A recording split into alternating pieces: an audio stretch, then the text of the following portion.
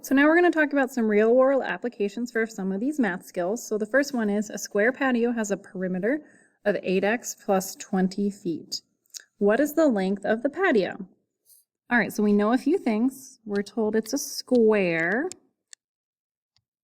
patio, and we know that the perimeter equals 8x plus 20. Well, squares all have sides that are the same length. Sometimes when I have a problem that seems kind of hard, I like to just try to simplify it to think through my thought process to see how I would solve a simpler one, and a lot of times that helps me solve a harder problem. So say we have a square patio, and we know the perimeter is 20 feet. Well, a square has sides that are all the same length, so I could find the length of one side by taking 20 feet and dividing by 4, which would give me 5 feet. So the length of this little easier patio would be 5 feet. All right, so another way to write that is that the perimeter equals 20, or it also equals 4 times each side length, which is 5. All right. So now we come over to our question, perimeter equals 8x plus 20. I can do the same thing. I can just divide 8x plus 20 by 4. And when I divide something by 4, I have to divide each term by 4. So I can do, to find the side length, I can take 8x plus 20 and divide each term by 4. So that would give me 8 divided by 4 is 2x, and then 20 divided by 4 is 5. So the length would be 2x plus 5, and the super proper way to write it is then to write feet at the end of it, because we're talking about feet. So maybe I'll write feet. So that's our final answer. Another way you could have gotten to that is we've been using our skill of factoring. So you could have said 8x plus 20. Well, I know that's going to be 4 times something, because squares all have sides of all the same length. So 4 times whatever my length will be my perimeter.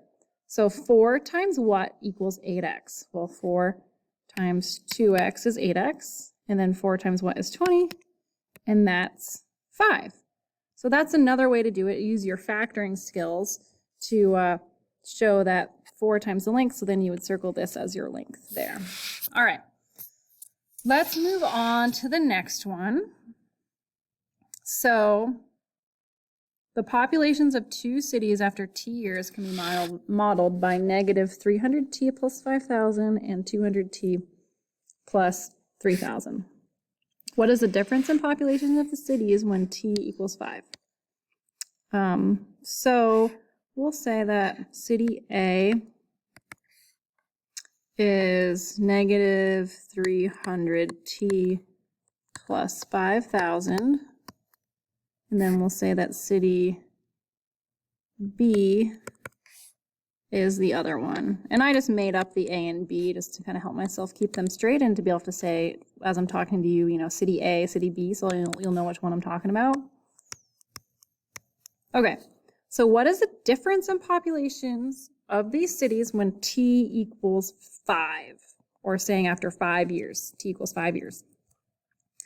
So there's a couple ways I can think to do this. The first way is to substitute t equals 5 into each expression.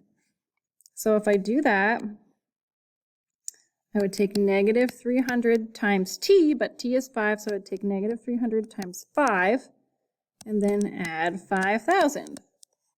So negative 300 times 5, well, 3 times 5 is 15. Keep my negative sign, and then I add my 2 zeros. So negative 1,500 plus 5,000. And let's see here.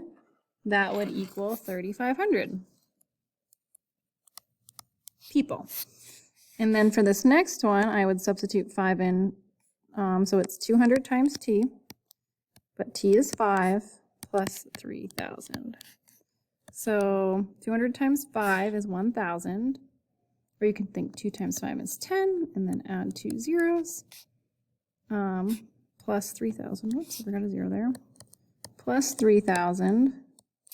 Give me 4,000.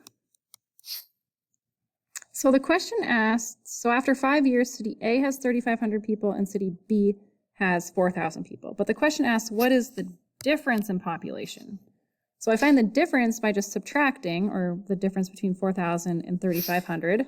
Now I could write that out for you. Just do 4,000 minus 3,500, but most of you could probably tell off the top of your head that that is going to be 500. All right, so the difference is 500, and we're talking about people because we're talking about population. All right, so that is one way to do it. Is to basically substitute in t equals 5 first, and then find the difference. The other way to do it is to find the difference in these two equations or in these two expressions of A and B by subtracting. So by basically simplifying and combining like terms first. So A is negative 300t plus 5,000. And if I want to find the difference, I can subtract B, because B is subtracting. So I can subtract, let's see here, 200t plus 3,000. All right, and when you subtract each term. So I can rewrite this like negative 300t plus 5,000, and I'm subtracting each term. So I'm subtracting 200t, and then I'm subtracting 3,000. So negative 300t minus 200t is negative 500t. And then 5,000 minus 3,000 is 2,000, or a positive 2,000. So I'd write it as plus 2,000. So now I've simplified, I've combined some like terms, and now I can substitute in t equals 5 into this. I've already found the difference. So now I'm just seeing what that difference is in terms of actual people. So if I substitute in t equals 5, I get negative 500 times t, or times 5, plus 2,000. And then 5 times 5 is 25. I'll keep that negative in front. Add my 2 zeros. So negative 500 times 5 is negative 2,500 plus 2,000. And that gives me a negative 500. Okay, so it's important to be able to interpret what negative 500 means. And basically, we asked for difference. And so we did A minus B, and we got negative 500, which means that B has a bigger population, as we saw earlier. If we did B minus A, then we would have gotten positive 500 because B has a bigger population. So you kind of just have to look at the question and think about what it's talking about. So we got negative 500, but you can't really have negative people. Basically what that just is saying is that city A has 500 less people than city B. So it's kind of like absolute value in a way because the difference is 500. So our answer is still going to be 500, and we'll write it as 500 people because we're talking about population. All right, so 2 different ways to do this.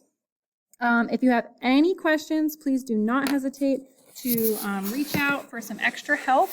All right, thank you so much for watching. Bye-bye.